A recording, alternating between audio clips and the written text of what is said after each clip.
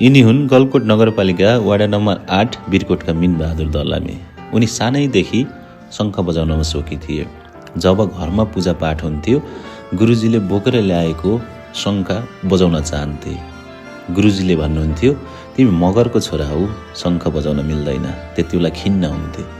मान्छेको भित्री इच्छा शक्ति हुनु पर्यो, संसारको कुनै पनि कारणले रोक्दैन भने चाहिँ उनले शङ्ख बजाउन सुरुवात गरे। उनले बिस्तारै एकवटा होइन, एकै पटकमा दुईवटा शङ्ख बजाउन थाले। नि यो चमत्कारिक दुर्लभ शिवलाई विश्व कीर्तिमानका रूपमा लाँदैछन्। सो यात्रामा उनी काठमाडौँ पनि पुगिसकेका छन्। तपाईँको यो अनुपम शिव केवल व्यक्तिगत गौरवका लागि मात्र नभएर हामी गलकोटवासी र देशकै लागि गर्वको विषय हो।